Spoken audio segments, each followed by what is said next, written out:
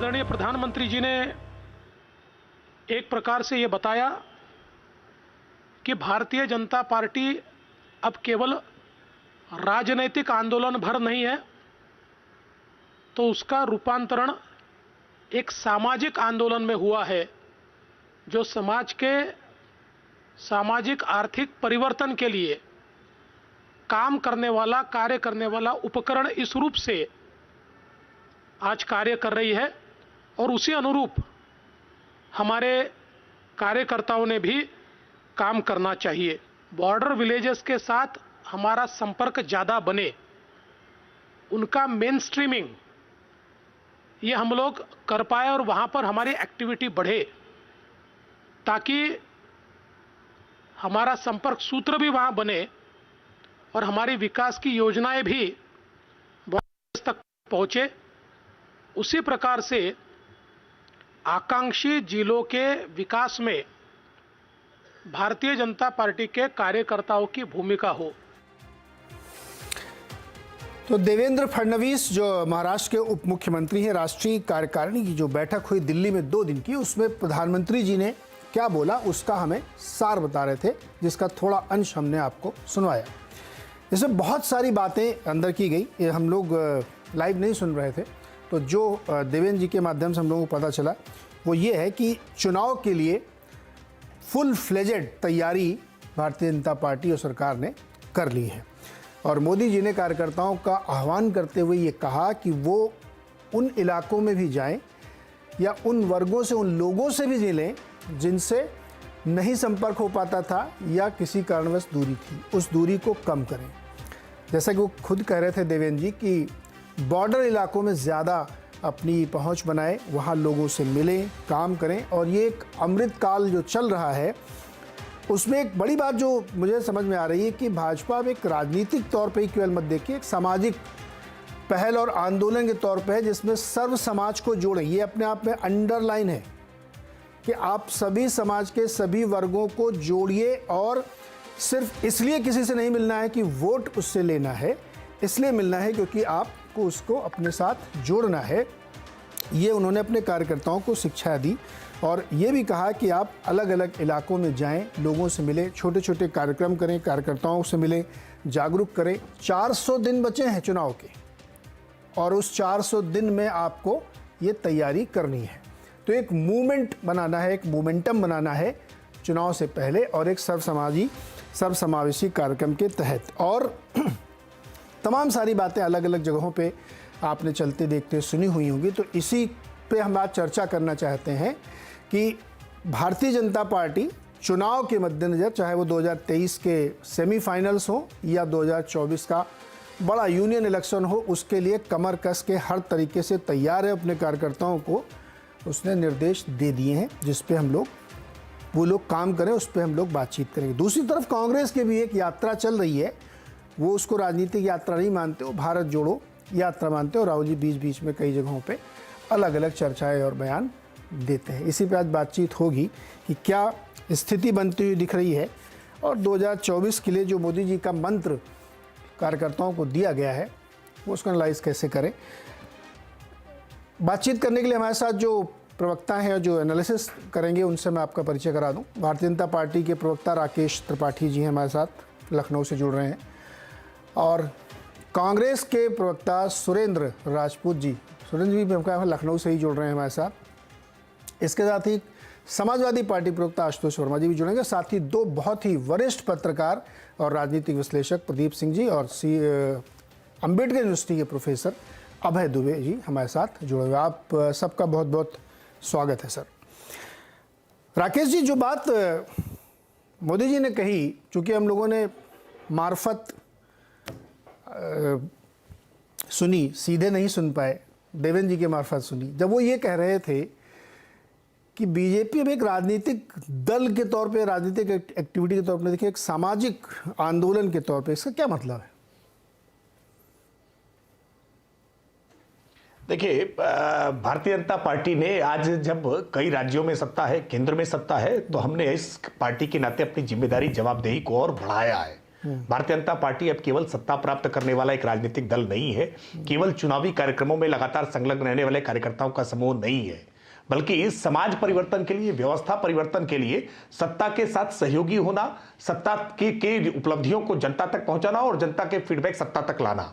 विशेष करके अब सामाजिक अपनी गतिविधियां हमने किस तरह से प्रारंभ की हैं, आप उसका उदाहरण देखेंगे कोरोना काल में, कि कोरोना काल में जब एक तरफ सत्ता अपने दायित्व का निर्वहन कर रही थी, सरकार की जो जिम्मेदारी थी जो अस्पतालों की व्यवस्थाओं में पहुंचाना हो, वहीं साथ साथ में भारतीय जनता पार्टी में श्री जगत प्रकाश नड्डा जी के आह्वान पर भारतीय जनता पार्टी के कार्यकर्ता अलग अलग जगहों पर कहीं सामुदायिक किचन चला रहे थे, कहीं पैदल चल रहे जो मजदूर घर लौट रहे थे उनको पांव में चप्पल पहना रहे थे, कहीं उनको रुकने की व्यवस्थाएं बना रहे थे, यानी भांति भांति प्रकार के अन्य सामाजिक उत्तरदायित्वों का निर्वहन करने का काम भारतीय जनता पार्टी ने किया है। यानी सेवा ही संगठन, हमने एक नारा भारतीय जनता पार्टी ने दिया। यह पार्टी का एक बदलता हुआ आयाम है, एक बदलता हुआ चेहरा है, जिसमें केवल राजनीतिक दल के कार्यकर्ता जवानी जमा खर्च करें, आंदोलन करें, धरना प्रदर्शन करें, पार्टी के अधिवेशन करें, केवल इतना ही नहीं, इससे अतिरिक्त सामाजिक उत्तरदायित्व के लिए अलग अलग प्रकार के कार्यक्रमों की योजना हमने अन्य अपने जो आनुषंगिक संगठन है, जो हमारे मोर्चे हैं, फ्रंटल ऑर्गेनाइजेशंस हैं, उन सबके साथ मिलकर के इस प्रकार के प्रारंभ की है। और इसी बात की अपेक्षा आज प्रधानमंत्री जी ने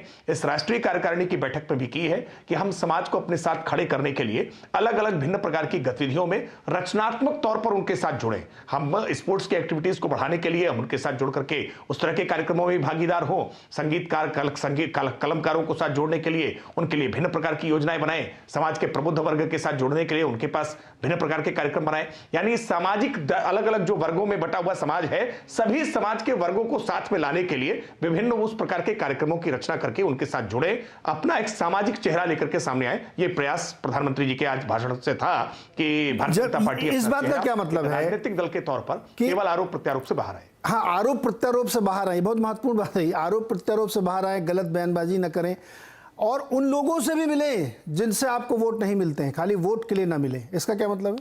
किन लोगों से मिलने की बात हो रही?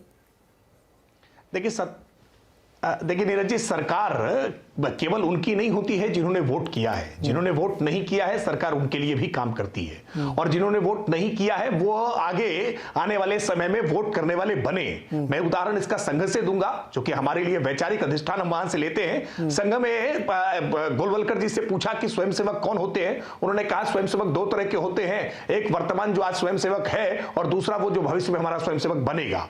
तो ये प्रयास करना चाहिए कि जो जिसने हमको वोट दिया है वो हमारा समर्थक है, वो हमें उसके साथ तो जुड़ा हुआ है, उसका ध्यान रखना ही है। लेकिन जिसको हमको जोड़ना है, जो आगे हमारा समर्थक बनेगा, जो हमें वोट करेगा, हमें उसके लिए भी लगातार एफर्ट करते रहना है, प्रयास करते रहना है। ऐसे तमाम सारे वर्ग हैं, ऐसे तमाम सारे सेक्शंस हैं। मैं भारतीय जनता पार्टी को लेकर के विशेष तौर पर कहूं, लंबे समय तक ये नैरेटिव बनाया जाता था कि भारतीय जनता पार्टी उत्तर भारत की पार्टी है, भारतीय जनता पार्टी हिंदी पट्टी की पार्टी है, भारतीय जनता पार्टी शहरी क्षेत्र की पार्टी है, भारतीय जनता पार्टी हिंदू बहुसंख्यक आबादी का नेतृत्व करने वाली पार्टी है। लेकिन ये सारे मुगालते तोड़ करके भारतीय जनता पार्टी ने आज अपने आप को शहरी, ग्रामीण, कस्बे, हर क्षेत्र तक लागू किया है। सबका साथ, सबका विकास, सबका विश्वास और सबका प्रयास, ये नारा देकर के हम सभी वर्गों, सभी समाज तक हमने अपना प्रतिनिधित्व बढ़ाने का काम किया है। भारतीय जनता पार्टी के लिए अब कोई वर्ग, कोई सेक्शन, आज उत्तर से लेकर दक्षिण तक, पूर्व से लेकर के पश्चिम तक भारतीय जनता पार्टी ने अपना प्रभाव हर जगह बढ़ाया है। पार्टी समावेशी हुई है, पार्टी का कैनवास बड़ा हुआ है, हम सबको साथ लेकर के चले हैं, और इसी वजह से आज भारतीय जनता पार्टी का स्वरूप बड़ा दिख रहा है। राकेश जी, अभी आपने एक बात कही कि केवल हिंदू बहुसंख्यक पार्टी के उस टैग से बाहर निकल के आप सर्व समाजी और सर्व समावेशी पार्टी भी के तौर पे काम कर रहे हैं। मैं ये सवाल अपनी तरफ से जोड़ के पूछ रहा हूँ, क्या इस बात का ये भी मतलब निकाला जाए कि मुस्लिम पसमानदा समाज में और तेज़ी से आउटरीच करें, आप उनके साथ भी मिलें और गलत बयानबाजी न करें? ये भी एक काम है आप लोगों के लिए अब ज़रूरी? देखिए, ये नीरज जी, वास्तविकता में भारतीय जनता पार्टी कभी भी मुस्लिम समाज के खिलाफ नहीं थी। बहुत लंबे समय तक एक फेक नैरेटिव गढ़ा गया कि भारतीय जनता पार्टी सरकार में आएगी तो मुस्लिमों को दोयम दर्जे का नागरिक हो जाना पड़ेगा, मुसलमानों के लिए मुश्किलें होंगी। लेकिन मुसलमानों ने भी इस बात को महसूस किया कि केंद्र में नरेंद्र मोदी जी के 9 वर्षों की लगभग सरकार होने जा रही है और उनके उद्योग धंधे लगातार बढ़े हैं। गुजरात में भी इसी प्रकार से जब सरकार चली है तो ये सारा फेक नैरेटिव एक एक करके धाराशायी होता गया। उत्तर प्रदेश में योगी आदित्यनाथ जी को लेकर के ऐसा ही नैरेटिव बनाया जाता था, लेकिन उत्तर प्रदेश में सरकार रिपीट हुई, उसमें बड़ी संख्या में मुस्लिम मतदाता भारतीय जनता पार्टी के साथ जुड़े। सच्चाई यह है कि एक लंबे समय तक इस देश में तुष्टीकरण की पॉलिटिक्स की गई, वोट बैंक बनाए गए, जातियों के वोट बैंक बनाए गए, मजहब के आधार पर वोट बैंक बनाए गए। हमने ये वोट बैंक की पूरी पॉलिटिक्स खत्म कर दी। 45 करोड़ लोगों के जनधन खाते खोल करके हमने सबके बैंक से जोड़ दिया और बैंक का बैलेंस उनका बढ़ा दिया। ये जो राजनीतिक दल अपना वोट बैंक बना करके अपना बैंक बैलेंस बढ़ाते थे ना, उनके आज बैंक बैलेंस खाली हो गए। भारतीय जनता पार्टी ने सामान्य जन के बैंक बैलेंस में आज 22 लाख करोड़ रुपए पहुंचा दिए। ये 22 लाख करोड़ डीबीटी स्कीम के तहत पहुंचे हैं, जो 45 करोड़ खाते नरेंद्र मोदी जी ने खोले हैं। ये वास्तविकता में एक नया परिवर्तन है और भारतीय जनता पार्टी की जो इमेज गढ़ने का प्रयास, उसमें बड़ा सेक्शन एक वामपंथी मीडिया का भी था। मैं स्पष्ट तौर पर कह रहा हूं कि नैरेटिव गढ़ने का काम वामपंथी मीडिया ने कांग्रेस के साथ मिलकर के, विपक्ष के साथ मिलकर के भाजपा को लेकर बनाया था। वो सारा नैरेटिव टूटता हुआ दिख रहा है। आज भारतीय जनता पार्टी सबका साथ, सबका विकास, सबका विश्वास और सबका प्रयास केवल नारा मंत्र के रूप में कह नहीं रही है, तंत्र में लागू करके दिखाया है। अब राजपूत जी और वर्मा जी के ऊपर कटाक्ष कर रहे हैं। राजपूत जी के पास जा रहा हूं मैं। राजपूत जी, 2 दिन में बहुत सारी बातें निकल के आई, पूरी तैयारी के साथ सामने खड़े और विश्वास से लबरेज हैं एकदम। इस पूरी 2 दिन की जो सम्मेलन थे इनके, इसमें ये बात कही गई कि हमको 9 के 9 राज्य जीतने हैं। लेकिन आज जो बात रखी गई है उससे मैं ये इंटरप्रिटेशन सवाल निकाल रहा हूँ, जीत हार तो उनके लिए मैटर नहीं करे, अब तो और आगे बहुत विस्तार करना है। जीत तो वो आश्वस्त है। तैयारी है आप लोगों की? राजपूत जी, अरे फ्रेम फ्रीज हो गया लग रहा है। आशुतोष जी, यही सवाल आपसे भी है जी। एक बार बोल देंगे जरा। सवाल ये है कि भारतीय जनता पार्टी के सम्मेलन में सेंस ये निकल रहा है कि वो अपनी जीत के प्रति आश्वस्त हैं और वो उसकी रूपरेखा अपने कार्यकर्ताओं के बीच में रखना है। राजपूत जी को आवाज आ गई। राजपूत जी, आपने सवाल सुन लिया होगा, जवाब दे। वर्मा जी को वही सवाल का जवाब देना है। तो ये जो पूरी तैयारी दिख रही है, इसमें आप लोगों की तैयारी क्या है? मेरे को सीधा सवाल है एकदम, 24 के लिए बिगुल बजा हुआ है। मैं बोलूं या सुरेंद्र भाई बोल रहे हैं? सुरेंद्र, मैं बोलूं सर या? नहीं, सुरेंद्र जी पहले बोलिए। आप सर वरिष्ठ हैं उम्र के हिसाब से। वर्मा जी भी यंग है सर।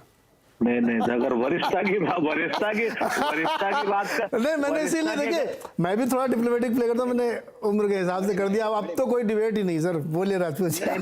हाँ, वही मैं कह रहा हूँ, वरिष्ठता के हिसाब से अगर बोलना है तो सारी डिबेट नीरज भाई ही करे, हम लोग कुछ नहीं बोलेंगे। फिर तो सब प्रदीप जी को करनी पड़ेगी। बोलिए सुरेंद्र। ना, अरे प्रदीप जी आज से 6 महीने छोटे हैं। तब तो फिर अकेले आपको मेरे को 1 घंटा झेलना पड़ेगा। फिर आप तैयार रह जाओ, मैं 1 घंटे नॉन स्टॉप बोलूंगा फिर आज। हम तैयार हैं। नहीं, चलिए राजपूत जी बताइए। एक बड़ा पुराना सा शेर याद आ जाता है इकबाल का, कि इकबाल बड़ा मनमोहक है, मन बातों से मोह लेता है, गुफ्तार का गाजी बन तो गया, किरदार का गाजी बन न सका। हम तो चाहते थे भारतीय जनता पार्टी चुनाव जीती, भारतीय जनता पार्टी गुफ्तार की गाजी के साथ किरदार की गाजी भी बने, जो कहते हैं वो करें भी। तो अगर इन्होंने कहा हुआ किया होता तो निश्चित तौर पर आज इतनी बड़ी बड़ी बातें नहीं करनी पड़ती, इतने तरीके की चीजें नहीं, सर्वस्पर्शी, समावेशी और ये सारी बातें इन लोगों को नहीं करनी पड़ती। अगर आप 2014 से देखें नीरज भाई, आप तो पहले भी देखते थे, आज भी देख रहे हैं। आप देखिए कि नोटबंदी के बाद क्या हुआ। आप देखिए 59 रुपए का डॉलर से 83 रुपए का डॉलर पहुंच गया। अर्थव्यवस्था की चुनौतियां क्या है, क्योंकि आपका तो बिजनेस चैनल है, आप तो बहुत बेहतरी से जानते हैं। आप ये लोग कहते हैं कि साहब जनधन खाते, तो जनधन खाते में मिनिमम बैलेंस की पोजीशनिंग क्या है। किसानों के लिए जिस तरीके से आप बातें करते थे कि 2022 में हम उनकी आमदनी दुगनी कर देंगे, आमदनी तो दुगनी की नहीं, लेकिन हाँ इन्होंने खर्चा दुगना कर दिया। दुगना भी क्या कर दिया, 2.5 गुने से ज्यादा कर दिया। आप भी जानते हैं अच्छे तरीके से 3 रुपए 59 पैसे पर लीटर डीजल पर एक्साइज ड्यूटी थी, आज इन्होंने 32 रुपए डीजल पर एक्साइज ड्यूटी करके अब थोड़ी सी कम की है। आपके सामने 27-28 लाख करोड़ रुपए के आसपास का इन्होंने जिस तरीके से एक्साइज से एडिशनल बेनिफिट लिया है, पूरी देश की अर्थव्यवस्था को सिर्फ डीजल और पेट्रोल की एक्साइज की अर्थव्यवस्था पे कर दिया।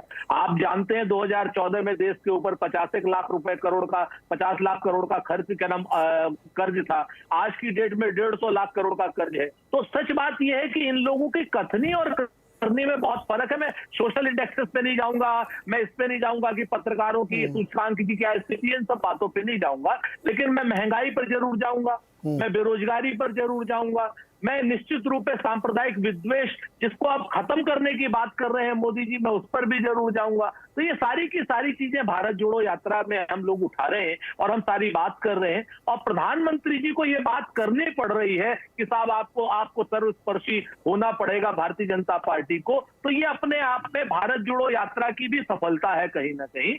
आगे आने वाले जो 10 राज्यों के चुनाव हैं, जिसमें 9 में तो स्पष्ट रूप से चुनाव होंगे, 10वें में राकेश जी की मर्जी है कि क्या नाम चुनाव कराएं या ना कराएं। लेकिन जिस तरीके के दबाव में प्रधानमंत्री जी आके कर रहे हैं, तो कहीं ना कहीं उनकी हताशा, निराशा या कुंठा दिखाई दे रही है। उन्हें पिछले 8 से 9 सालों का अपना कार्यकाल जरूर दिखाई दे रहा है कि हमने अर्थव्यवस्था की क्या स्थिति कर दी, और हमने बेरोजगारी की इन लोगों ने क्या स्थिति कर दी, महंगाई की इन्होंने क्या स्थिति कर दी। इन सारी बातों का जवाब प्रधानमंत्री जी को आने वाले चुनाव में जरूर तरीके से देना पड़ेगा। अब तक प्रधानमंत्री जी के चेहरे पर, प्रधानमंत्री जी के विश्वास पर, प्रधानमंत्री जी के कथन पर बहुत हुई महंगाई की मार अब की बार फलाने की सरकार पर, ये सारी बातें आएंगी। अब लोगों को ये जरूर पूछेंगे लोग कि साहब अब बेरोजगारी खत्म कहां हुई, अब जो चीन की सीमा की समस्या है वो खत्म कहां हुई, अरुणाचल में गांव क्यों बस रहे हैं ये भी पूछेंगे, और क्या नाम कहीं ना कहीं अर्थव्यवस्था जो डूबती जा रही है ये भी जरूर पूछेंगे। और ये जरूर पूछेंगे कि पूरे देश का धन जो है बैंकों में इकट्ठा कर लिया नीरज भाई, और उसका कर्ज जो है आपने कुछ अपने चंद बैंक क्या नाम उद्योगपतियों को दे करके आज की डेट में हमारी दाढ़ी जो है कहीं ना कहीं सिर्फ उद्योगपतियों के हाथ में क्यों दे दी है। ये सारी बातें अब जनता पूछने लगी है, आगे भी पूछेगी, और मुझे उम्मीद है आप भी पूछेंगे। राजपूत जी, अभी मैं त्रिपाठी से जवाब ले लूँ। वैसे हिमाचल प्रदेश में वैट बढ़ा के 3 रुपए महंगा कर दिया गया डीजल। राकेश जी जवाब दीजिए। बिल्कुल किया है सर, वो तो मुझे पता है आपसे ये आगे नहीं उनको जवाब दे दीजिए, उनको बदलेंगे आप। मैं कुछ बोलूं तो मैं मुझसे उम्मीद है सर, मैं तो सवाल पूछूंगा। राकेश जी जवाब दीजिए, बहुत सारे सवाल पूछिए। अभी एक और पूछूंगा, चुभेगा आपको। हाँ। वो संकट यही है, कांग्रेस पार्टी अपने आप को मान रही है कि वो विपक्ष में ही है। अरे भाई, कहीं पर आप सत्ता में है तो सवाल तो आपसे भी वहां पूछे जाएंगे ना। कांग्रेस पार्टी चाहती है कि केवल सवाल हम पूछें और जवाब हमें ना देना हो, लेकिन जवाब तो जनता आपसे भी पूछेगी कि कांग्रेस शासित राज्यों में क्यों पेट्रोल और डीजल के दाम ज्यादा हैं। और हिमाचल को लेकर के तो अभी राहुल जी ने कहा कि हमने मुख्यमंत्री को फ्री हैंड दिया है। ऐसे सब जब सवाल कठिन आ जाते हैं तो कठिन सवालों पर ऐसे ही जवाब दिया करते हैं। सच्चाई यह है कि भारतीय जनता पार्टी की सरकार आने के बाद से जो गरीब कल्याण का हमारा संकल्प है ना, हमने अपने राष्ट्रीय कार्यकारिणी के बैनर पे पीछे लिखा हमारा संकल्प गरीब कल्याण। और प्रधानमंत्री जी ने शपथ लेते सबसे पहला जो भाषण किया था ना, वो ये कहा था मेरी सरकार गरीबों को समर्पित सरकार होगी। और गरीबों को समर्पित सरकार कैसे है, ये आज 9 वर्ष के बाद अगर आप आकलन करेंगे तो 12 करोड़ जो शौचालय बने हैं ना, ये गरीब घरों में बने। उन महिलाओं से पूछिएगा जो शाम के धुंधलके का, अंधेरे का इंतजार करती थी और तमाम प्रकार के रोगों से ग्रसित हो जाया करती थी, उनकी लज्जा का कितना अनादर होता था, ये उन महिलाओं से पूछेगा। इसलिए वो भाजपा को वोट करती हैं कि 12 करोड़ शौचालय बने हैं। ये 12 करोड़ ऐसे किसान हैं जिनके खाते में किसान सम्मान निधि आज 6,000 रुपए वर्ष साल भर की पहुंच रही है। आप कह रहे हैं कि किसानों के लिए हमने नहीं किया, ये उन किसानों से पूछिए वो किसान भारतीय जनता पार्टी को वोट क्यों दे रहे हैं। और आप बहुत आपने प्रोपेगेंडा फैलाया था ना उत्तर प्रदेश के, पश्चिमी उत्तर प्रदेश में और चाहे लखीमपुर में, आप सीटों का आकलन देखिए, ये सारी सीटें भारतीय जनता पार्टी वहां जीत करके आई है, क्योंकि फेक नैरेटिव जनता के सामने चलता नहीं है। आप मीडिया में कर सकते हैं, आप आकर के सुर्खियां बटोर सकते हैं, वर्मा जी की बारी, जनता के बीच में चलता नहीं है। भारतीय जनता पार्टी ने जो वर्मा जी, सवाल मेरा अब आपसे भी वही था। उत्तर प्रदेश में 24 तैयारी शुरू हो गई, आप लोग भी बहुत मेहनत कर रहे हैं और बीजेपी की आप तैयारी सुनी चल रहे हैं, चर्चा यही कर रहे हैं 2024 में कौन कितना प्रिपेयर्ड है। कैसी तैयारी लग रही है आपको, चैलेंज लग रहा है? देखिए नीरज जी, देखिए 2 बातें हैं कि किसी का अगर एक सांसद भी नहीं है और किसी के अगर 300 सांसद है, अगर उसकी राष्ट्रीय कार्यकारिणी होगी और राष्ट्रीय कार्यकारिणी का नेता अपने लोगों से क्या कहेगा कि इस बार सारी सीटें जीत जाएंगे, तो ये तो स्वाभाविक है। कोई भी, चाहे प्रधानमंत्री मोदी जी अपनी पार्टी के लिए कह रहे हो, चाहे फिर कांग्रेस की पार्टी या समाजवादी पार्टी का नेता बोले, ये स्वाभाविक बात है, इसमें कोई बड़ी चीज नहीं है। लेकिन आंकड़े कुछ और बताते हैं, और घबराहट भारतीय जनता पार्टी की राष्ट्रीय कार्यकारिणी में सबके चेहरे पे दिख रही थी। उसकी वजह है, बहुत साफ वजह है। देखिए, आज से पहले भारतीय जनता पार्टी की जितनी भी राष्ट्रीय कार्यकारिणी हुई उसमें दिल्ली में बहुत कम हुई है। दिल्ली से होने का मतलब एक साफ संकेत है कि दिल्ली ही डिसाइड करेगा कि पूरे देश में कैसे चलेगा। वहां की लोकल अथॉरिटी डिसाइड नहीं करेगी, नंबर 1। नंबर 2, इतनी बड़ी यात्रा को देख के, मैं कांग्रेस का प्रवक्ता नहीं हूं, लेकिन इतनी बड़ी यात्रा को देख के, इतनी रोड पे चलते हुए लोगों को देख के प्रधानमंत्री को रोड पे तो आना पड़ गया, भले ही वो 500 मीटर ही चले लेकिन रोड पे तो आए। अब जो आंकड़े बताए, ठीक है, नहीं गुजरात में चुनाव के पहले किया था ना, राष्ट्रीय कार्यकारिणी के पहले कौन रोड शो करता है? अरे ये रोड शो थोड़ी था, ये तो मतलब जबरदस्ती। अच्छा, ये ऐसे ही चलने लगे, ऐसे ही चलने लगे। मेरा नजर तो रोड शो नहीं था, जबरदस्ती रोड शो। तो क्या था वो वहां त्रिपाठी रोड शो तो क्या है? त्रिपाठी जी बता क्या है? नहीं, त्रिपाठी बाद में बताएंगे, पहले मैं अपनी बात पूरी कर लूं। चलिए ठीक है, अब देखिए, नहीं राकेश जी बताइएगा, अरे बताइएगा, त्रिपाठी जी रुकिए, संकट है, आराम से बताइएगा। ने कहा कि दिल्ली में कार्यकारिणी की बैठक नहीं हुई है। अरे भाई, दिल्ली में 1 दर्जन बार अरे त्रिपाठी जी एक मिनट, आप पहले जानकारी, एक बार इनको कंप्लीट कर लेते हैं, उसके बाद रोड शो ना भुवनेश्वर में भी किया था राष्ट्रीय कार्यकारिणी से पहले। अच्छा चलिए, ठीक है, वर्मा जी कंप्लीट करें। बीजेपी। अच्छा, दूसरी बात, 2023 में जो इलेक्शन होने जा रहे हैं, इसका सेमीफाइनल समझिए। ये बोलते हैं ना कि हिंदुस्तान की जो राजनीति में 24 के पहले का जो होना है, तो 23 में लगभग 10 राज्यों को, अगर जम्मू कश्मीर मिला दिया जाए तो 10 राज्यों के चुनाव होने हैं। हाँ। फरवरी में होना है त्रिपुरा, मेघालय, नागालैंड, मई में कर्नाटक, नवंबर में छत्तीसगढ़, मध्य प्रदेश, मिजोरम, दिसंबर में राजस्थान, तेलंगाना, और अगर जम्मू कश्मीर कहीं होता है तो। अब देखिए भारतीय जनता पार्टी की मुसीबत क्या है। इन 10 में से मात्र एक राज्य है जिसमें भारतीय जनता पार्टी को जनता ने बहुमत दिया है।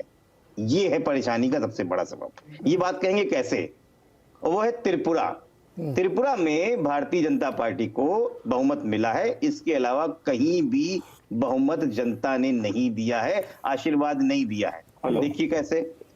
सबसे पहले त्रिपुरा, हाँ हेलो, मैं जारी रखूं अपनी बात को? हाँ कंटिन्यू करिए, संक्षेप में करिए थोड़ा। हाँ बिल्कुल, त्रिपुरा नहीं संक्षेप। अब देखिए, अब असली बात खोल रहा हूं तो आप संक्षेप कर रहे हैं, फिर क्या खोलना, आप खोल लीजिए, आप खोल ही लीजिए। आपको ऐसा लग रहा है जैसे बोल रहा है, इसमें बात बता रहा हूं, खोलिए। इसमें बात नहीं, बताने का तरीका बताइए। सीएनबीसी के दर्शक बहुत सजग है, बताइए, इसके माध्यम से बताएं। तो त्रिपुरा में बीजेपी जीती, मेघालय में नहीं जीती, वहां पे एनपीपी की सरकार, वहां पे मेघालय में गठबंधन में है। नागालैंड में भी एनडीपी के साथ गठबंधन में, तो वहां भी नहीं है। कर्नाटक में भी जनता ने आशीर्वाद कांग्रेस और जेडीएस को दिया था, वहां पे पिछले दरवाजे से बीजेपी घुसी। छत्तीसगढ़ में कांग्रेस जीती, बीजेपी हारी। मध्य प्रदेश में कांग्रेस जीती, बीजेपी हारी, वहां भी पिछले दरवाजे के थ्रू आए। मिजोरम में एमएनएफ जीती, वहां भी बीजेपी हारी। राजस्थान में कांग्रेस की सरकार है, तेलंगाना में टीआरएस की सरकार है, और जम्मू कश्मीर में सरकार के लिए इलेक्शन ही नहीं हुआ। तो भारतीय जनता पार्टी की राष्ट्रीय कार्यकारिणी इसलिए परेशानी है क्योंकि घबराहट नहीं, लोकसभा चुनाव के पहले इतनी खराब स्थिति, इसके अलावा 10 लोकल बॉडी के भी इलेक्शंस होने वाले हैं। 10 लोकल बॉडी के भी इलेक्शन इस 2023 में होने हैं। तो भारतीय जनता पार्टी के अंदर जी वर्मा जी, कि जो मोदी, एक काउंटर क्वेश्चन पूछना है आपसे, लंबा बहुत हो जाता है, फिर बोरिंग लगता है। हाँ। अभी उत्तर प्रदेश में आप चुनाव हारे हैं तत्काल, कुछ दिनों पहले ही, है ना? 2 इलेक्शन लगातार हो गए, और मैं मानता हूं कि आप लोग बहुत अच्छा चुनाव लड़े, इसमें कोई शक नहीं, बहुत बढ़िया चुनाव, लेकिन हार गए ना। 2019 चलते हैं, वहां पे ये जो तीनों राज्य आपने गिनाए हैं, छत्तीसगढ़, मध्य प्रदेश, राजस्थान, तीनों हार गई थी बीजेपी। उसके बाद लोकसभा में सुपड़ा साफ हो गया सबका। तो एप्पल टू एप्पल कंपेरिजन हो नहीं पा रहा लोकसभा, इसलिए मैंने कहा 24 की जो तैयारी, उसके लिए इसको आप, अगर आप मानते हैं कि यही एक ट्रेंड है, तो भी सटीक नहीं बैठता एनालिसिस के हिसाब से भी। तो आप ये बताओ, आपकी तैयारी क्या है? जैन साहब थोड़ा सा अनमने से हो रहे हैं क्या? क्यों अनमने से हो रहे हैं? वो राज्यसभा सांसद है, हमारे पास से, हमारे सपोर्ट से राज्यसभा सांसद है, और अभी तो खतौली जीते हैं। अभी तो भारतीय जनता पार्टी को हटा के पहले कह रहे थे यात्रा में नहीं जाएंगे, फिर चले गए, क्या मतलब कोई ऐसा है तो नहीं? मैं तो पूछ रहा हूँ खाली।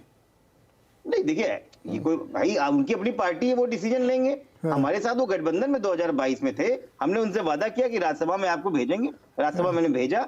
खतौली में उन्होंने कहा हम आपके साथ लड़ेंगे, हमने कहा ठीक है आप लड़िए, और हमारे साथ लड़े, हम लोग जीत के आ गए।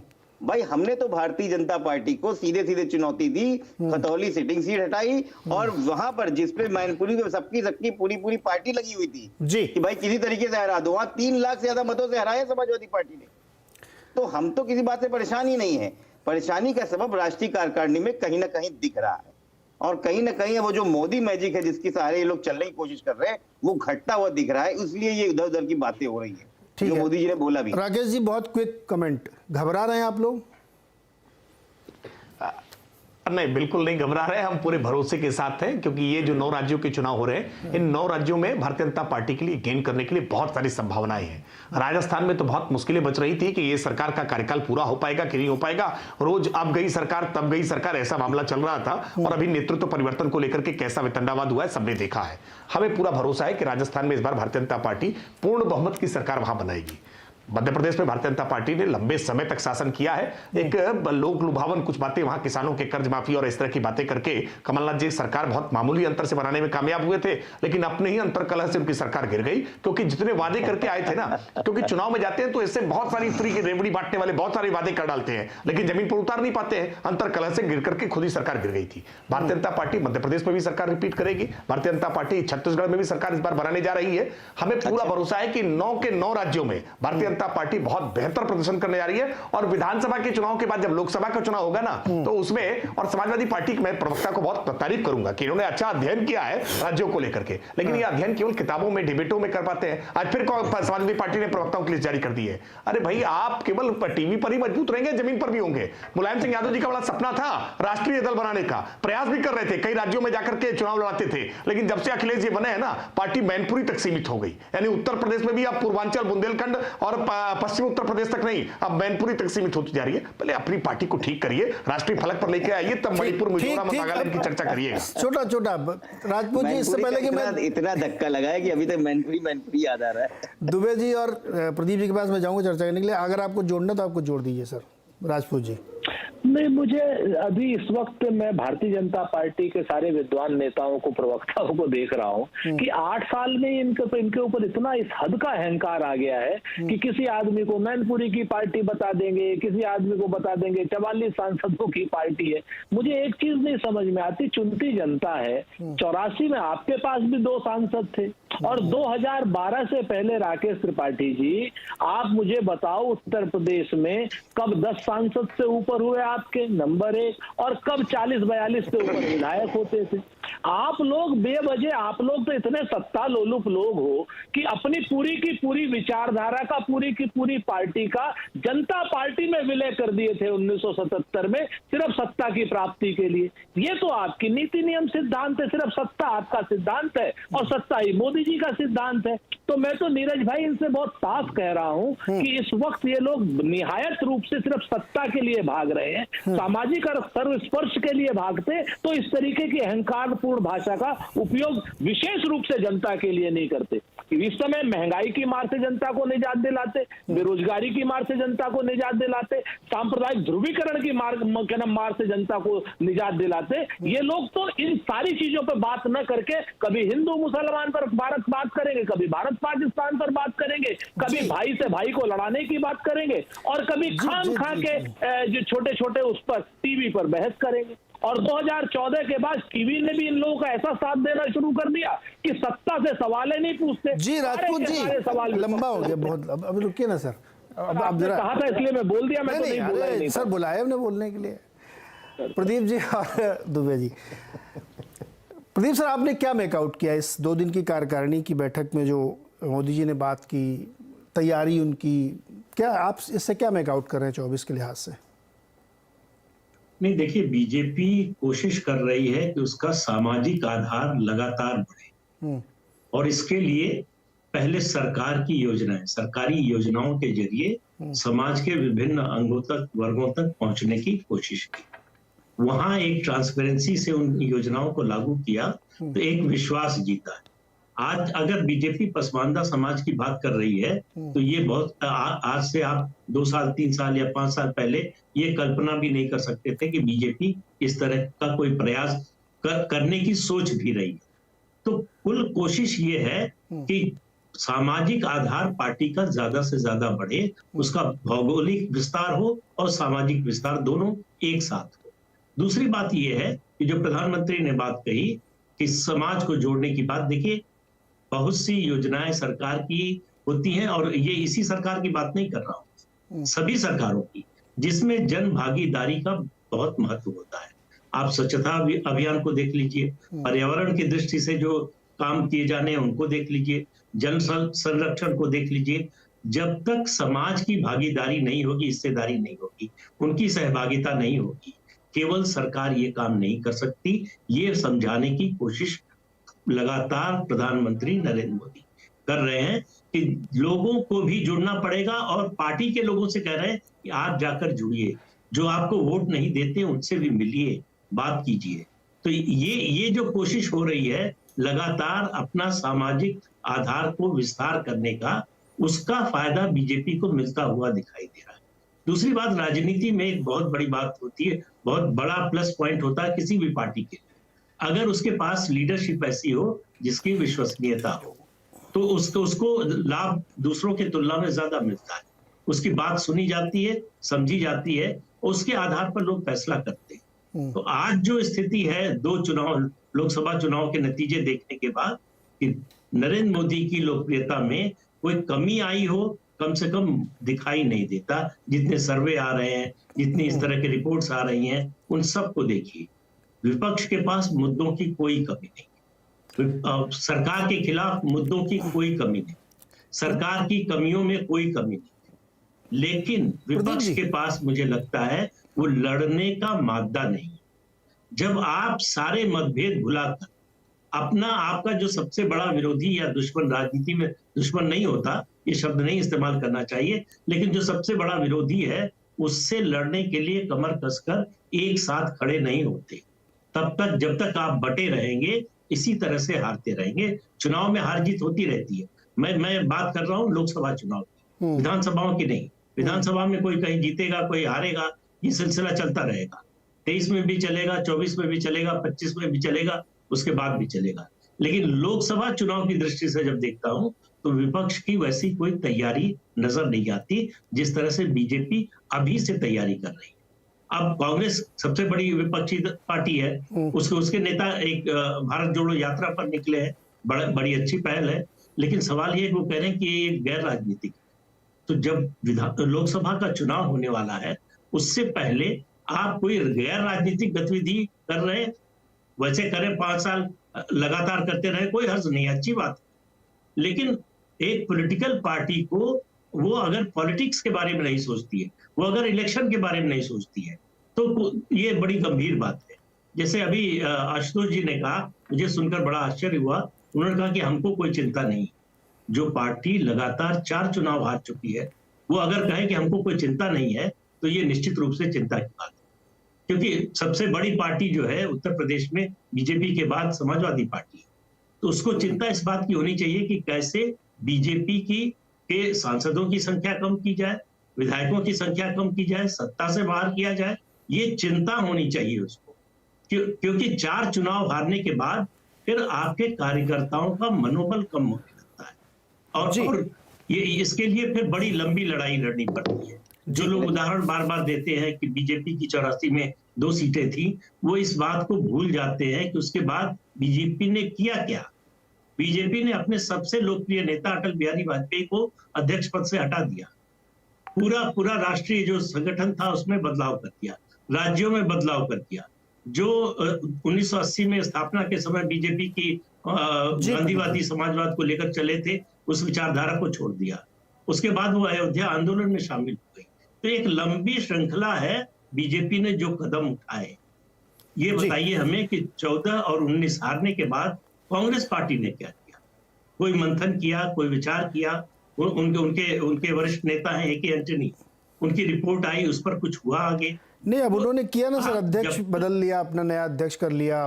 भारत जोड़ो यात्रा पे राहुल जी निकल पड़े, 3000 किलोमीटर कम से कम चल चुके हैं अब तक, तो कोशिश तो कर ही रहे हो जी।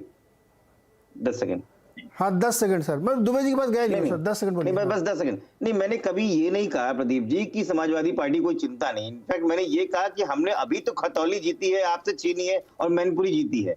ये हम कैसे कह सकते हैं कि हमको चिंता नहीं क्योंकि हम चुनाव हारे हैं? ये शब्द मैंने बोला ही नहीं जी। ठीक है दुबे जी, जो बात आज भारतीय जनता पार्टी की कार्यकारिणी में रखी गई सामने, उसको देखते हुए ये एक नेचुरल प्रोग्रेशन है किसी दल के लिए, किसी सरकार के लिए, किसी पार्टी के लिए, कि और ऑल इनकम्पासिंग बने, या आप एक शिफ्ट देखते हैं इसमें, पहला?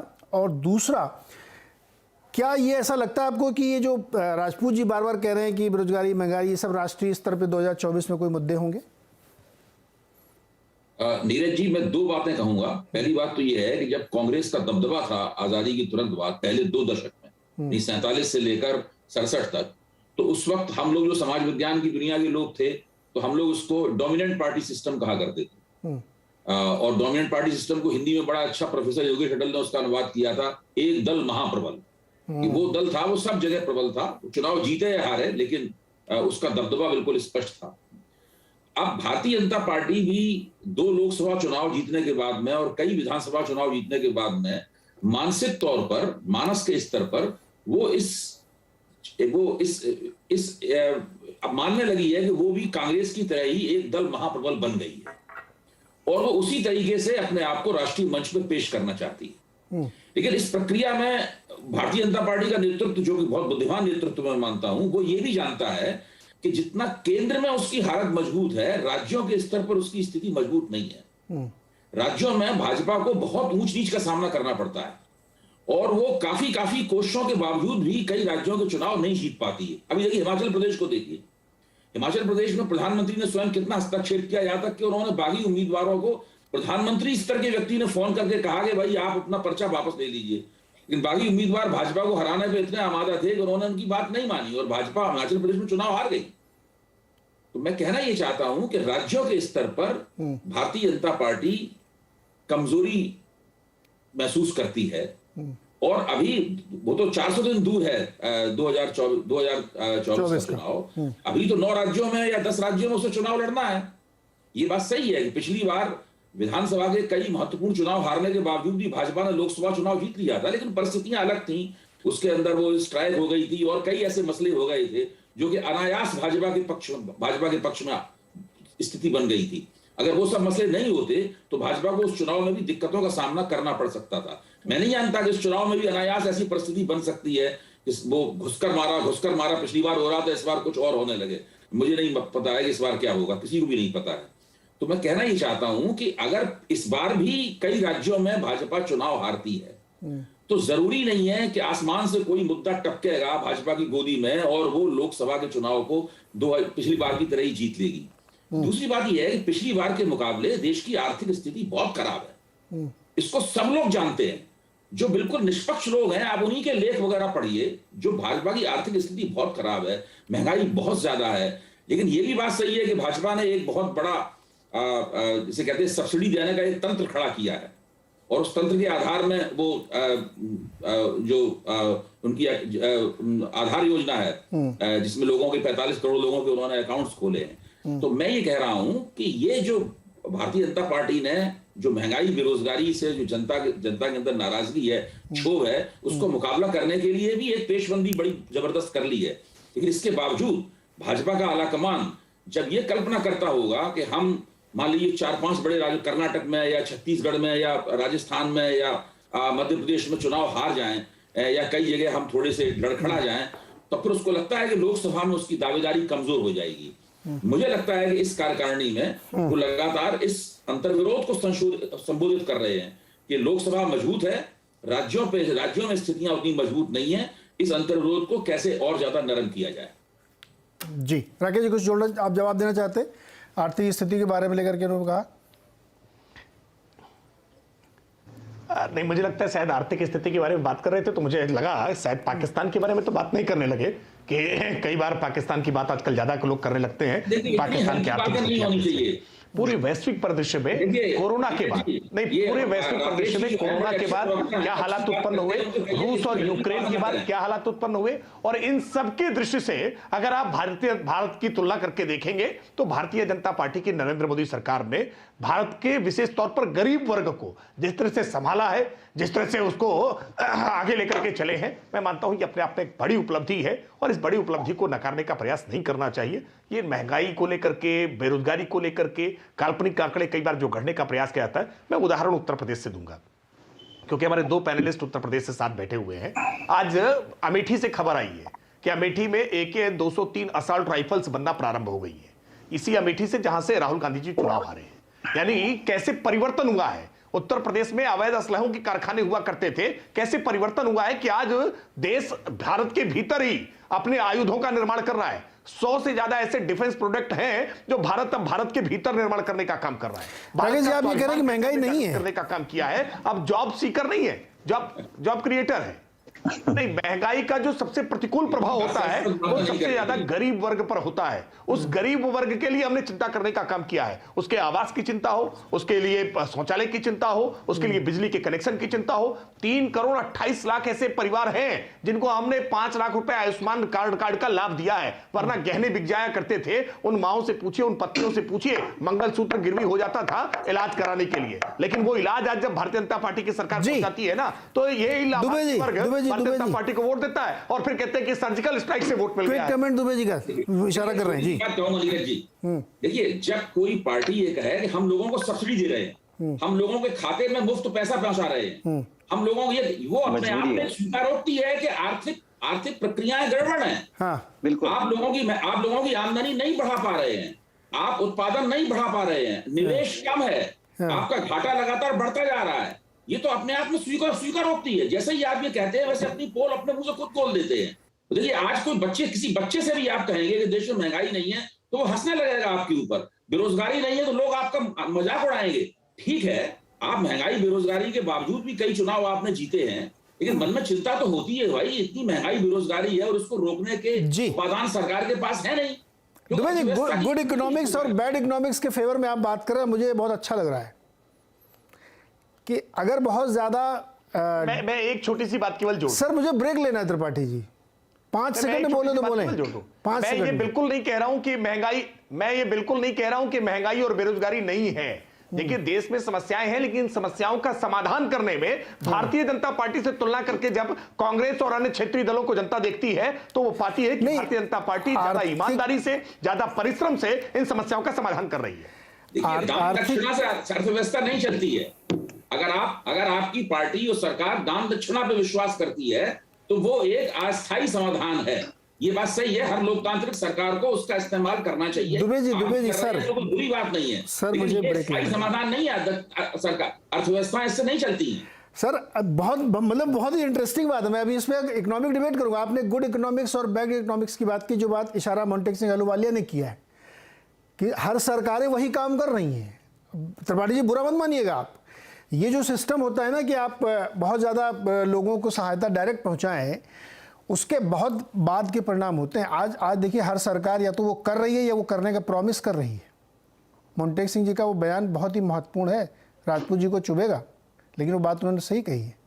ब्रेक लेते थोड़ा सा इसको कंटिन्यू करेंगे। मुस्कुरा रहे हैं। अभी आपसे एक चुभता हुआ सवाल पूछता हूँ मैं आपसे। स्वागत है एक बार फिर से आवाज़ अड्डा में। और आज चर्चा हो रही है भारतीय जनता पार्टी राष्ट्रीय कार्यकारिणी के बाद जो बातचीत हुई उस पर, और हम लोगों ने काफ़ी चर्चा की, उसके मतलब समझने की कोशिश की और चुनाव के संदर्भ में। सुरेंद्र राजपूत जी, अभी ब्रेक से पहले बहुत अच्छी चर्चा हो रही थी आर्थिक विषयों पे। मोंटेक सिंह जी ने पता ना आपको ओपीएस के बारे में क्या क्या, old pension scheme, it could be disaster, it will be disaster actually. तो ये देखिए, ये गुड इकोनॉमिक्स बैड इकोनॉमिक्स वाली बात है। अब पॉलिटिकली आप इसको कैसे भी लें, आपकी मर्जी है। आप मुस्कुरा रहे हैं। अच्छा, एक और चुभता हुआ सवाल पूछ लेता हूँ आपसे। पूछ लेता हूँ ना, देखिए पूछिए सर। रामचरितमानस पे एक बड़ी खराब सी टिप्पणी वहाँ के मंत्री ने की, बिहार के। अब वो नहीं लग रहा आपको कि ये समाज में दरार पैदा करने वाली है? उसको आप लोगों को कंडेम करना चाहिए कि क्या चल रहा है? तीन चार चीजें बड़ी वो हमसे चुभते हुए सवालों की, नीरज भाई, हमें बड़ी आदत सी हो गई है। 2004 से आदत है। जब हम सत्ता में थे तब भी हमसे आप लोग विपक्ष के साथ मिलकर के चुभते ही सुबह सवाल पूछते थे, और 2014 के बाद जब हम विपक्ष में आ गए हैं तब भी आप लोग हमसे चुभते हुए सवाल पूछते हैं। अच्छी बात है। हमें बस खुशी इस बात की होती है कि 2014 से पहले विपक्ष जो था वो अनाथ नहीं था। हाँ, 2014 के बाद विपक्ष को आप लोगों ने अनाथ कर दिया। आज भी सवाल विपक्ष से ही पूछे जा रहे हैं, चुभते हुए पूछिए, कोई दिक्कत वाली बात नहीं। हम आपको 3 चीजें कहते हैं, सारी चीजों का सवाल का मैं सिलसिलेवार जवाब देता हूँ। कहते हैं ना कि एक भाजपा इस कदर आवाम पर एहसान करती है वो आंखें छीन लेती है और चश्मे दान करती है। किसानों के बारे में भी राकेश जी बड़ी बड़ी बात बोल रहे थे कि हम जीत गए, चुनाव जीत गए। बिल्कुल जीत गए चुनाव भाई। चुनाव जीतना अगर हर चीज का पैमाना है तो गुड इकोनॉमिक्स और बैड इकोनॉमिक्स का जो आपका सवाल है वो अपने आप में मूल रूप से नल एंड वाइट साबित हो जाता है कि चुनाव जीतना ही सारी चीजों का पैमाना है। तो फिर गुड इकोनॉमिक्स और बैड इकोनॉमिक्स क्या कीजिएगा? 81 करोड़ लोगों को आप गरीबी रेखा के नीचे। नहीं, ये सवाल मैंने उनसे थोड़ी आपसे पूछा। आपके लिए चुनाव जीतना इतना महत्वपूर्ण नहीं है, इसलिए मैंने आपसे पूछा। सर सुन तो लीजिए ना। जवाब तो आप थोड़ी तय करेंगे, जवाब तो मुझे दे लेने दीजिए सर। कांग्रेस को कम से कम जवाब देने का मौका तो दे दीजिए। महाराज बोलिए, आप तो हम ही को निपटाए। बोलिए, जवाब दीजिए। तो हमारा क्या है कि जिस वक्त भारतीय जनता पार्टी जिस तरीके की हरकतें करती है कि भाई सारी चीजें, हर चीज चुनाव जीतने के लिए है, और अगर विपक्ष ओपीएस की बात करेगा और विपक्ष ओपीएस के इकोनॉमिक्स के लिए भी आपके सामने अर्थशास्त्रियों के साथ रखेगा, तो उसमें से एक हमारे अर्थशास्त्री मोंटेक सिंह अहलुवालिया को आप सामने ले आए। आप अमर्त्य सेन को सामने नहीं लाएंगे, दूसरे अर्थशास्त्रियों को सामने नहीं लाएंगे, आप स्वयं सामने नहीं आएंगे। मैं तो कहता हूं एक दिन इस ओपीएस पर ही खुले मन से हम सब लोग बैठ जाते हैं। राकेश जी को भी बुला लीजिए, आप भी बुला लीजिए, और देख लीजिए कि गुड इकोनॉमिक्स है कि बैड इकोनॉमिक्स है। उस समय तय हो जाएगा। और हर पार्टी को अपना विशेषाधिकार है। और ओपीएस की जो पहली जो लागू होगा वो 2029 में होगा। और ओपीएस में मैं हिमाचल की बात बता रहा हूं आपसे कि 1129 करोड़ रुपए का राज्य का अंश जाता था, ऐसा मुझे हिमाचल वालों ने बताया है। अब जो है जब एनपीएस में जो जाता था, ओपीएस में 500 करोड़ का जा रहा है। तो बाकी जो 600 करोड़ रुपए बच रहे हैं 2029 में हम देने लगेंगे, कोई दिक्कत वाली बात नहीं है। दूसरी बात आपने कहा कि साहब वो रामचरितमानस पे बोल दीजिए। यही सबसे बड़ी चीज मुझे आज की डेट में लग रही है। मैं नीरज भाई खुलेआम बोल रहा हूं कि देश का धर्म संविधान है और देश के धर्म संविधान के प्रति सबको आदर भाव होना चाहिए, धार्मिक चीजों के प्रति सबको आदर भाव होना चाहिए, लेकिन फालतू के वितंडावाद में बिल्कुल नहीं फंसना चाहिए, ना इधर के ना उधर के। निश्चित तौर पर अगर उन लोगों ने कोई गलत बात की है तो भारतीय जनता पार्टी की केंद्र में सरकार है, एनआईए लेकर के जो काम लेकिन दूर तक क्यों जानेगा? अरे भाई क्यों नहीं जाएंगे? नहीं, आप मुझे बताओ, अगर कहीं पर समाज में आप एक मिनट नीरज भाई, अब ये आप थोड़ी तय करोगे कि कितनी दूर तक जाना है। नहीं, दूर तक नहीं है, मैं सवाल पूछ रहा हूं। और जब जाए तो पूरी ईमानदारी से जाए और सबके लिए। देखिए, मैं आपकी बात कर रहा हूं राजपूत जी। सुप्रीम कोर्ट से नूपुर शर्मा को अगर आप वो करने के लिए नूपुर शर्मा को गायब कर सकते हैं जिन्होंने एक धर्म विशेष के ऊपर टिप्पणी की, तो उसी तरीके से सब लोगों को समान अधिकार है और सब लोगों के ऊपर उतने ही समान अधिकार भारत देश के संविधान को। मैं ये कह रहा हूं कि जब आप ये राजपूत जी सवाल सुन लो पहले। आपने कहा कि संविधान को मानना चाहिए, इधर उधर की बात नहीं चाहिए। वो एक मंत्री है, उन्होंने ऐसा कहा। आप चूंकि कह रहे हैं कि इस सब चीज़ों में नहीं पढ़ना चाहिए। राहुल सुनिए, सवाल तो सुन लीजिए सर। राहुल जी हर विषय पे यात्रा के दौरान बात करते हैं, उनको इस पे कहना चाहिए भाई ये सब उनके बोलने के बयान नहीं। समाज में आप ऐसे क्यों बात फैला रहे हैं? बहुत सारे करोड़ों अरबों लोगों की आस्था की बात है। अरे सुनिए ना एक मिनट, राहुल जी उसी आप सवाल पूछ रहे हैं या पूरी रामायण बता रहे हैं सर? हर रामायण का अपमान हो रहा तो रामायण ही बताएंगे ना सर। और उसी जगह रामायण का अपमान करने की ना हिम्मत है ना हैसियत है। उन्होंने किया ना भी। सुनिए ना सर, अरे सवाल तो सुन लो यार। भेजिए ना राजपूत जी, सवाल सुनो ना आप। राहुल जी ये कह सकते हैं कि जब उनसे किसी ने वरुण जी के बारे में पूछा तो उन्होंने बोला मेरा गला काट दो, मैं आरएसएस के ऑफिस नहीं जाऊंगा। मोहब्बत की दुकान खोल रहे हैं ना सर आप? आपका सवाल हो गया सर? हाँ हो गया सर, बोलिए।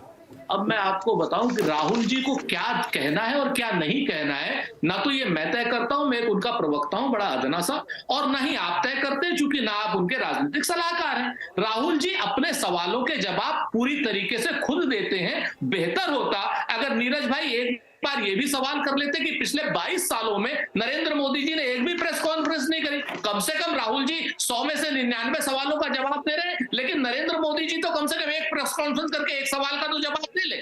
कम से कम आप या तो किलो में तौल लीजिए या लीटर में माप लीजिए। ये तो बड़ा मसला हो जाता है कि नरेंद्र मोदी से कोई सवाल नहीं कहा, सवालों से मुक्त है।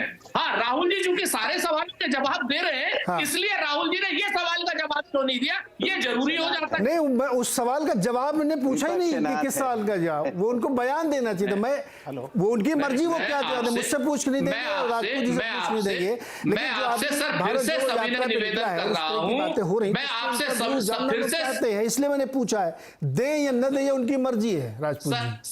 सर मैं वही आपसे एक सविनय निवेदन कर रहा हूं। 2014 से पहले तक जैसे आपने विपक्ष को एक माई बाप दे रखा था मीडिया ने, ऐसे ही आप वो माई बाप अब सत्ता पक्ष को मत दीजिए। नहीं, ये इससे मैं थोड़ा सा इंकार करता हूं सर, इसलिए इंकार करता हूं कि जब आप लोगों को कुछ बन नहीं पड़ती तो आप सीधे एंकर पे अटैक करते हो। तुम लोग मेरे साथ खड़ो, मैं किसी के साथ क्यों खड़ा हूं? मैं तो 10 सवाल राकेश त्रिपाठी से भी पूछा ना कि अब ये मान रहे कि महंगाई नहीं है। सर है ना महंगाई, होता ये कैसे इंकार कर सकते हैं?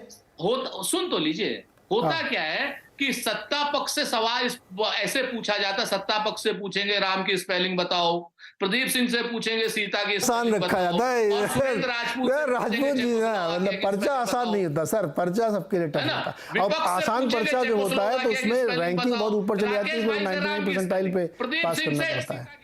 पर्चा आसान कैसे हो सकता है? सर समय कम हो रहा है राजपूत जी, समय कम हो रहा है सर, थोड़ा सा एक कमेंट और ले लें। प्रदीप जी से दोबारा नहीं ये बात करनी। प्रदीप जी, मुझे तो आपसे वैसे ही डर लगता है, आप लोगों ने वैसे अनाथ बना रखा है। क्या दोबारा बोले तो सुनाई नहीं पड़ा।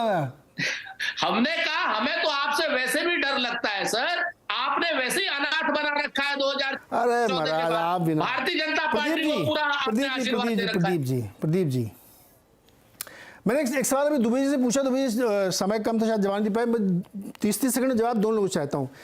2024 में ये सब आर्थिक विषय, महंगाई, ये सब मुद्दे बनते हैं या नहीं बनते हैं, या दूसरे विषयों पर चुनाव लड़े जाते हैं, ये मैं जानना चाहता हूँ। नहीं देखिए, हर चुनाव में महंगाई और बेरोजगारी मुद्दा बनाने की कोशिश होता है। हाँ। जो आज सत्ता पक्ष में उन्होंने भी की है, जो आज विपक्ष में है उन्होंने भी की है, ये मुद्दा बनता नहीं, दूसरे ही मुद्दों पर चुनाव लड़ा जाता है।